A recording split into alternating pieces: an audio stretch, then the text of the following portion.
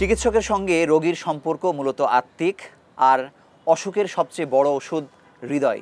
চিকিৎসক যখন রোগীর হৃদয়কে স্পর্শ করতে সক্ষম হন, তখনই ওষুধের কাছে সহজ পরাজয় ঘটে ব্যাধিরও। রোগীর সঙ্গে চিকিৎসকের এই হৃদয়ের সম্পর্ক যারা স্থাপন করতে পেরেছেন, তাদেরকে নিয়েই আজকের আয়োজন হৃদয়ের গল্প। আমাদের আজকের অতিথি অধ্যাপক সৈয়দ আতিকুল হক, প্রেসিডেন্ট বাংলাদেশ রিউমাটোলজি সোসাইটি ও বাংলাদেশ লুপাস ফাউন্ডেশন। সঙ্গে আছেন তারই সহধর্মিণী তানজিনা হক, একজন হাউসওয়াইফ। আপনাদের দুজনকে আমাদের সঙ্গে যুক্ত হওয়ার জন্য আন্তরিকভাবে অভিনন্দন জানাচ্ছি। তোমাকে অনেক ধন্যবাদ। আমি প্রথমেই অধ্যাপক সৈয়দ আতিকুল হক আপনার কাছে জানবো যে আমরা সাধারণত চিকিৎসক হিসেবে জানি যে চিকিৎসকের সহধর্মিণী চিকিৎসকই হয়ে থাকেন, সাধারণ প্র্যাকটিস আর কি। তারপরে আমি বলবো যে ম্যাডাম ছাড়া মানে আপনার জীবন একটু মানে কেমন হতো যদি আপনার কাছে শুনতে চাই। মানে যেহেতু ম্যাডামকে পেয়ে গেছি, কাজেই ম্যাডাম ছাড়া কেমন হতো সেটা সেই প্রশ্নের উত্তর করাটা খুবই কঠিন। তবে আমি বলতে পারি যে বিয়ের আগে আমি একটু ছন্ন ছাড়া টাইপের আগোছালো ছিলাম এবং আমার মধ্যে কোনো বৈষয়িক চিন্তা আসলে স্থান পেত না। সেদিক থেকে বিয়ের পরে আমি খানিকটা গোছানো হয়েছি, কাজেই আমার জীবনে একটা বড় পরিবর্তনই বলবো সেটা। একইভাবে ম্যাডামের কাছে জানতে চাই যে এই যে পরিবারের সিদ্ধান্ত নেওয়া বা পরিবারের বোঝাপড়ার ক্ষেত্রে আপনার সিদ্ধান্ত কতটা আসলে গ্রহণযোগ্য হয় বা আপনারা কিভাবে সিদ্ধান্ত নেন নিজেরা? ডিসিশন দুজনে মিলেই নেওয়া হয়। অনেকে দেখা গেছে উনি আমারটাও বেশি শুনেন, এই ব্যাপারে আসলে আলহামদুলিল্লাহ আমাদের কোনো দ্বিধা করেন না। বিয়ের পরে আপনার জীবনে আসলে কোন পরিবর্তনগুলো এসেছে এবং যেটা সুন্দর বলে আপনি মনে করেন? বিয়ের আগে আমার জীবনটা অনেক রেস্ট্রিক্টেড ছিল, মানে আব্বা আম্মা তো মানে ইউনিভার্সিটি আর বাসা ছাড়ার কোথাও আসলে ওরকম যেতাম না। বিয়ের পরে যেমন মঞ্চে নাটক দেখা, বাইরে বেড়াতে যাওয়া, তারপরে বিকালে ঘুরতে যাওয়া, এসব যেমন অনেক বেশি স্বাধীন হয়েছি বলতে পারবো। ওনার সাথেই হয়েছি, কিন্তু এটা আমি একটা অনেক পজিটিভ, মানে এটা ভালো বলবো এই জিনিসটা। ধন্যবাদ। আমি স্যারের কাছে জানবো যে আপনাদের ফেসবুকে আমরা দেখি যে আপনারা দুজন অনেক বেশি ছবি দিচ্ছেন, হাত ধরে হয়তো ছবি তুলছেন এবং আপনাদের প্রতি এক ধরনের মুগ্ধতা আছে। মানে সেটা আমি যদি শিক্ষার্থীদের কথা বলি, পেশাজীবী চিকিৎসক যারা আছেন, মানে আপনাদের ব্যাপারে একটা ফ্যাসিনেশন মানুষের আছে। মানে এটার আসলে রহস্যটা আসলে কোন জায়গায়? এটার মানে আমি নিজেও আসলে যে খুব টের পাই তা না, তবে বলতে পারি যে আসলে আমরা নিজেদের মধ্যে একটা ভালো সম্পর্ক সবসময় বজায় রেখেছি। আমরা জীবনের মধ্যে সম্পর্কের নৈকট্যে দুজনই বিশ্বাস করি এবং এটা আমার মনে হয় যে এটা বিশ্বাস করি বলে সেটা চেষ্টাও হয়তো করি, কিন্তু অবচেতনভাবে। আমরা যে সচেতনভাবে সেই চেষ্টা করছি তা না, এবং আমরা আমাদের জীবনটাকে অনেক সহজভাবে নেই আর কি। মানে আমার মনে হয় এইভাবেই এই ঘটনাগুলো এইভাবে আসছে। আপনাদের পরিচয় আসলে প্রথম কিভাবে হলো অথবা মানে বিয়ে কিভাবে হলো সেই গল্প যদি আমাদের তো আসলে অ্যারেঞ্জ ম্যারেজ পুরা। বিয়ের আগে আমাদের দেখাই হয় নাই, বিয়ের আক্ত হয়েছিল, আক্তের পরেই আমাদের জানাশোনা দেখা। আর ও আমার মনে হয় 2 মাস পরে রসমত হয়, ওই 2টা মাসই মনে হয় আসলে আমরা অনেক বেশি দুজনকে চিনেছি, বুঝতে পেরেছি। বিয়ের প্রসঙ্গে স্যারের কাছে যদি জানতে চাই, বিয়েটা কিভাবে হলো, কে আসলে এটার ঘটক ছিল বা কিভাবে আপনাদের চেনা পরিচয়? আমাদের আসলে বিয়ের ঘটক ছিলেন প্রফেসর একে আজাদ খান। আপনারা তার সাক্ষাৎকার নিয়েছেন, তিনি আমার শিক্ষক ছিলেন। তা আমি যখন তার একজন শিক্ষার্থী হিসাবে আইপিজিএমআইয়ে কাজ করছিলাম, তখন মানে ডেফিনেটলি আমি এফপিএস পার্ট 1 পরীক্ষা পাশ করেছি। সেই সময় বয়স, আমার পড়ালেখার স্তর সব কিছু বিবেচনা করে আমার মনে হয় যে আজাদ খান স্যার মনে করলেন যে আমার বোধহয় এটাই বিয়ের জন্য একটা উপযুক্ত সময়। ওই সময়টাতে আবার আজাদ খান আমার শ্বশুরকে খুব শ্রদ্ধাও করতেন। আমার শ্বশুরের সাথেও তার একটা নৈকট্যও ছিল বোধহয়, সম্ভবত উনি আমার শ্বশুরের শিক্ষার্থীও ছিলেন। তা যখন ওনাদের মধ্যে যখন নিজেদের মধ্যে কথা হলো, তখন তিনি জানতে পারলেন যে মানে আমার শ্বশুর তিনিও তার মেয়ের বিয়ে নিয়ে ভাবছেন। তখন আমি বলবো খানিকটা আজাদ স্যারের চেষ্টায় এবং আমার শ্বশুরের আমি বলবো ওনারও ইচ্ছা, সব কিছু মিলিয়ে এই সংযোগটা হয়েছে। আমি ম্যাডামের কাছে জানবো যে চিকিৎসকের জীবন তো খুবই ব্যস্ততাপূর্ণ, মানে এই জায়গাতে কোনো অপ্রাপ্তি আছে কিনা? প্রাপ্তি তো আসলে অনেক সময়ের ক্ষেত্রে উনি অনেক ব্যস্ত থাকতেন। আর আমি যেহেতু ডাক্তারের মেয়ে, আমি জানি অনেক ব্যস্ত থাকতে হবে, অনেকই ব্যস্ত থাকতেন, কিন্তু অপ্রাপ্তি বলবো না। যখন উনি সময় পেতেন আমাদের প্রচুর সময় দিতেন, আমার বাচ্চাদের, আমাকে যথেষ্ট সময় দিতেন।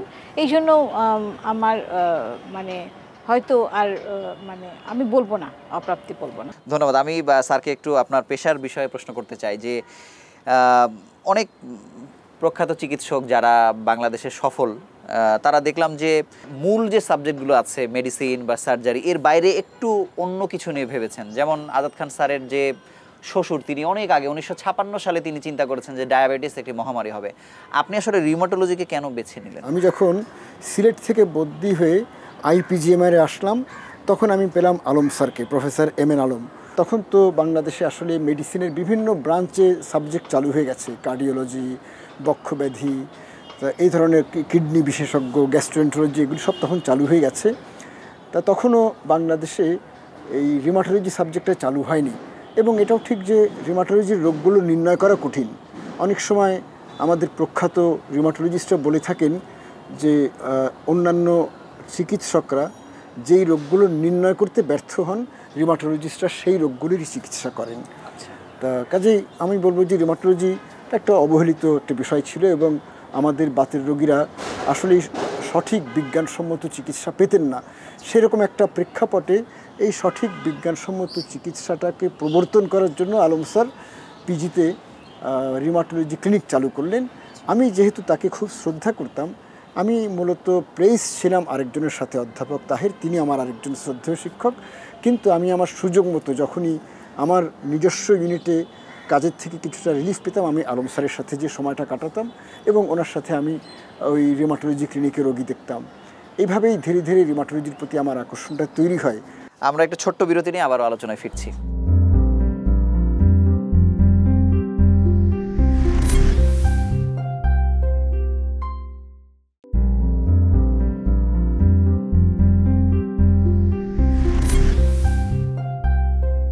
ম্যাডামের কাছে জানতে চাইবো যে ব্যক্তি সৈয়দ আতিকুল হক এবং চিকিৎসক সৈয়দ আতিকুল হক, আপনি কাকে আসলে এগিয়ে রাখেন? কোনটা আপনাকে বেশি টানে?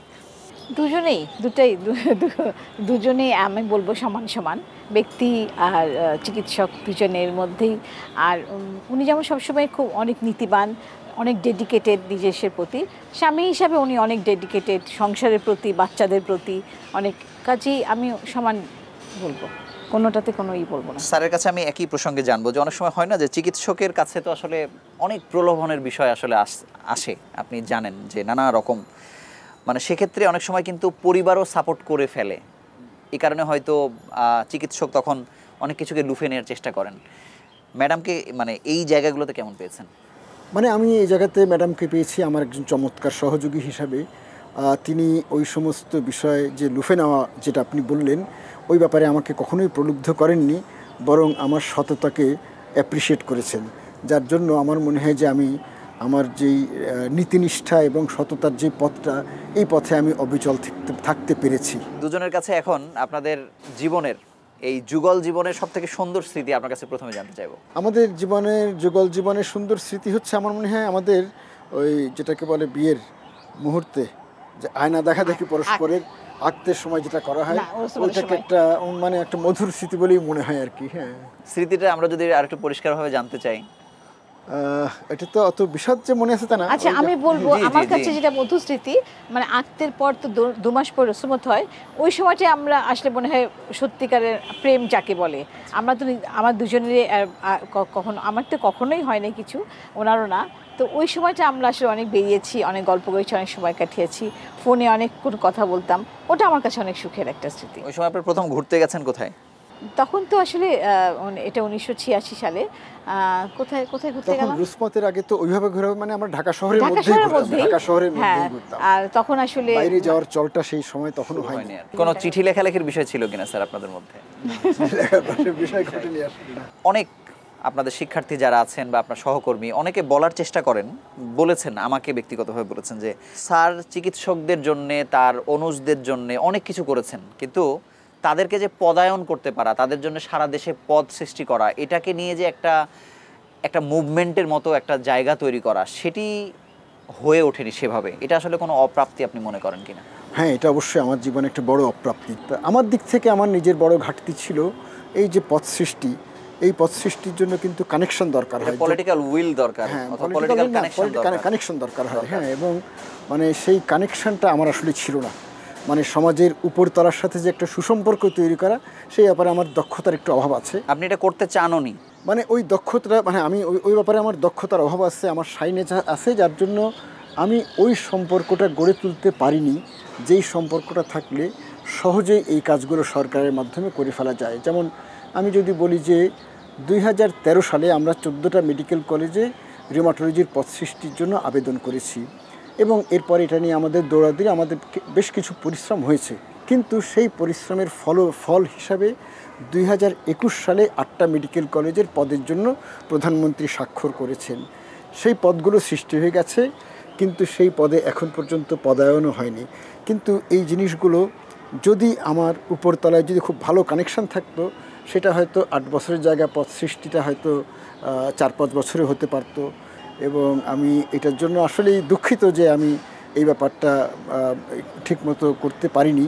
আমি ম্যাডামের কাছে আবার একটু আসবো যে আপনাদের ব্যাপারে, আমি চিকিৎসক সমাজে অনেকের সাথে মেশার সুযোগ হয়েছে, স্টুডেন্ট যারা আছে, আপনাদের ব্যাপারে একটা ফ্যাসিনেশন আছে, কিন্তু যে কথা আমি আগেও বলছিলাম, মুগ্ধতা আছে। আপনারা যাচ্ছেন কোথাও, হয়তো আপনারা ঘুরছেন ফিরছেন, আপনাদেরকে মানুষ দেখে, ভালোবাসে, কাছে আসে, মানে এই জিনিসটা কেমন লাগে?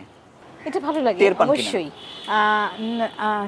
অত যে হ্যাঁ টের পাই, কিন্তু আমরা যেমন দুজনেই মানুষকে পছন্দ করি, মানুষকে ভালোবাসি, সহজভাবে মানুষের সাথে মিশি, এটা আমাদের দুজনের মধ্যে, এটাই হয়তো। আরেকটা বিষয় আমি দেখলাম যে আপনাদের নামের শেষের অংশে খুব অদ্ভুতভাবে মিল আছে আর কি। আপনি বলছিলেন যে আগে শুনেছি যে এই যে হক, আতিকুল হক এবং তানজিনা হক, এটা আপনাদের পরে দেয়া নাম, মানে এই কেমিস্ট্রিটা আসলে কিভাবে হলো? এটা যেমন আমার আব্বাও লিখতেন HAQ হক, আবার আমার শ্বশুর মানে বাবুও লিখতেন HAQ হক, ওদের ফ্যামিলিতেও, এই জন্য আমার কোনো চেঞ্জ, নামের কোনো পরিবর্তন হয়নি। আপনাকে অসংখ্য ধন্যবাদ। আমি স্যারের কাছে আবারও জানতে চাইবো যে চিকিৎসা পেশা ব্যাপকভাবে প্রসারিত হচ্ছে, অসংখ্য চিকিৎসক নতুনভাবে এই পেশায় যুক্ত হচ্ছে, কিন্তু এই পেশাজীবীদের কোন বিষয়টি আপনাকে আসলে পীড়া দেয়? কখনো কখনো মনে হয় যে এই পেশার মানুষ হিসেবে আমি কষ্ট পাচ্ছি বা লজ্জা পাচ্ছি, এই বিষয় আছে কিনা? হ্যাঁ, এই বিষয় তো অবশ্যই আছে। এটা অবশ্য আমি বলবো শুধু এই পেশায় বা এই দেশে না, গোটা পৃথিবীতেই কিন্তু দৃষ্টিভঙ্গিটা একটা পরিবর্তন এসে গেছে। সেটা হচ্ছে, একটা সময় ছিল যখন মানুষ তার পেশা এবং পেশাগত দায়িত্বটাকে অত্যন্ত সিরিয়াসলি গ্রহণ করত, এটাই জীবনের প্রধান ছিল আর কি। হ্যাঁ, কিন্তু আমাদের সমাজে গোটা পৃথিবীতে একটা পরিবর্তন হয়ে গেছে। সেটা হচ্ছে পুঁজিবাদী সমাজ ব্যবস্থার কারণেই হয়তো মানুষ অধিক উপার্জনের দিকে বেশি ঝুঁকে পড়েছে, এবং সেই অধিক উপার্জনের জন্য মানুষ তার পেশাগত দায়িত্বগুলোকে কখনো কখনো সেগুলিতে আপোস করে, তার পেশার মর্যাদার বিষয়ে কখনো কখনো আপোস করে। তা যখন আমি চিকিৎসকদের দেখি যে পেশাগত মর্যাদা এবং রোগীর স্বার্থকে সবচেয়ে উপরে স্থান দিতে পারছেন না কোনো একটা বৈষয়িক কারণে, তখন সেটা আমাকে অবশ্যই খুব কষ্ট দেয়। আমরা একটা ছোট্ট বিরতি নিয়ে আবারও আলোচনায় ফিরছি।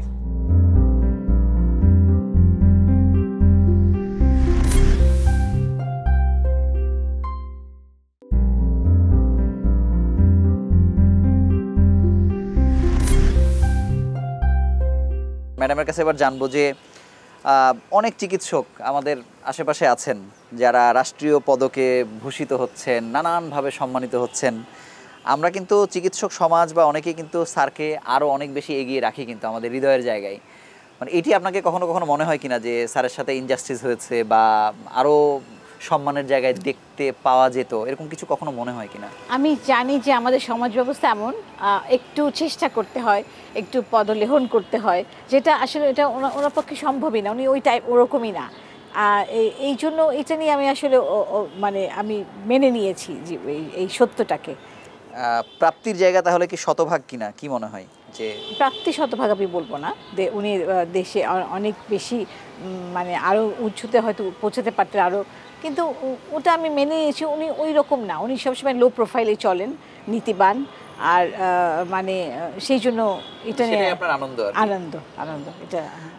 আমি স্যারের কাছে আরেকটি বিষয় জানবো যে আমরা কিন্তু এই যে দেখি যে প্রতি বছর পদকের প্রসঙ্গ যেহেতু আসলো, যে আমরা পদক দিচ্ছি আর কি, 21শে পদক বলি, রাষ্ট্রীয় নানান পদক, এটি যাকেই দেয়া হোক না কেন, কিন্তু সেই মানুষটিকেই কাজে লাগানোর ক্ষেত্রে, মানে যেই অবদানের জন্য তাকে ভূষিত করা হচ্ছে, রাষ্ট্র আসলে ওই চিকিৎসককে আসলে ঠিকমতো কাজে লাগাতে পারে কিনা, যাকে আরও নানান কাজে লাগালে রাষ্ট্র উপকৃত হতো, স্বাস্থ্য ব্যবস্থা উপকৃত হতো, এই জায়গাতে আসলে কোনো সংকট আছে কিনা? অবশ্যই এই জায়গায় তো বিরাট সংকট। আমি বলবো শুধুমাত্র পদক প্রাপ্ত না, আমাদের দেশে কিন্তু অলিতে গলিতে বিভিন্ন পেশায় অজস্র যোগ্য মানুষ কিন্তু লুকিয়ে থাকেন, এবং তাদের যোগ্যতার সঠিক বিকাশটা হয় না।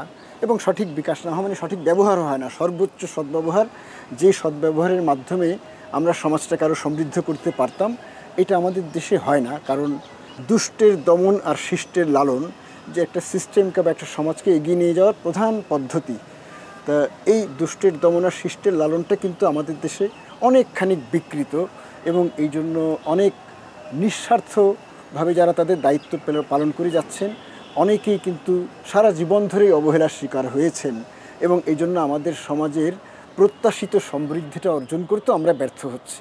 এই যে রিউমাটোলজি নিয়ে আপনি কাজ করলেন এতদিন, এখন যেই জায়গায় এই সাবজেক্টের প্রসার যতদূর হয়েছে, আপনি তৃপ্ত কিনা, অথবা কতটুকু প্রসার হলো, আর আসলে কোথায় যাওয়া উচিত ছিল? আমরা যদি বিশ্ব স্বাস্থ্য সংস্থার যে ফর্মুলা, সেই অনুসারে যদি মনে করি যে বাংলাদেশের রিউমাটোলজির সংখ্যা কতজন প্রয়োজন, আমাদের এই মুহূর্তে 4000 রিউমাটোলজিস্ট প্রয়োজন। এখন আমাদের দেশে 70 জন প্রশিক্ষিত রিউমাটোলজিস্ট সমাজের বিভিন্ন জায়গায় আছেন। বাত ব্যাধিতে আক্রান্ত রোগী তাদের সংখ্যাগরিষ্ঠ, যেহেতু এখনও এই 70 জন চিকিৎসক টোটাল প্রয়োজনের তুলনায় খুবই অপ্রতুল, এই কারণে বেশিরভাগ রোগী এখনও সুচিকিৎসা পাচ্ছেন না। কাজে এখানে ডেফিনেটলি আমাদের একটা অতৃপ্তি আছে। ম্যাডামের কাছে জানতে চাইবো যে স্যারের তো অনেক গুণ আছে, আপনি নিজেও জানেন, আমরাও জানি, কোন গুণটা সব থেকে বেশি আপনাকে মুগ্ধ করে? অনেক গুণ আছে, কি কোনটা বলবো। আর উনি মানে সময় দেন, আমাদের প্রচুর সময় দেন, অনেক ব্যস্ত থাকেন, এত ব্যস্ততার মধ্যেও। আর উনি সন্তানদের সাথে অনেক সময় কাটান, ও অনেক ফ্রেন্ডলি, ওর বাবা হিসাবে, বা ছেলের অনেক পছন্দ করেন, এটা আমার খুব ভালো লাগে।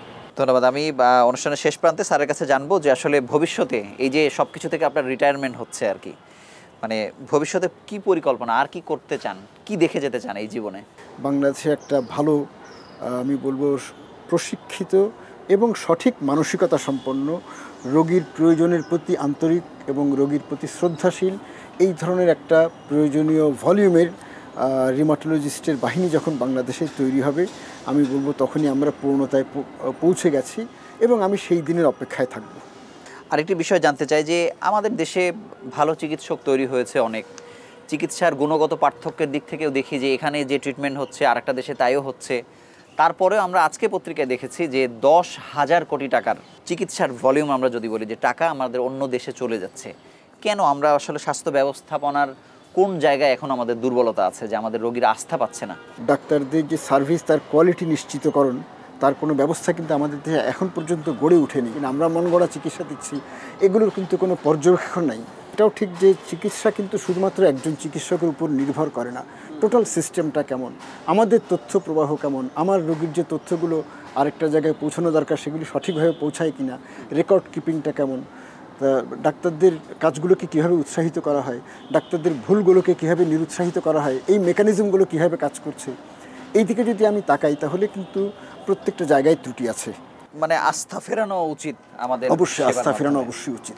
আপনাদের দুজনকে অসংখ্য ধন্যবাদ আমাদের সঙ্গে যুক্ত হওয়ার জন্য। শুনছিলেন স্বনামধন্য রিউমাটোলজিস্ট অধ্যাপক সৈয়দ আতিকুল হক ও তার সহধর্মিনীর হৃদয়ের গল্প। আজ এ পর্যন্তই। আগামী পর্বে আবারও নতুন কোনো বিষয় নিয়ে হাজির হব। সেই সময় পর্যন্ত ভালো থাকুন, সুস্থ থাকুন।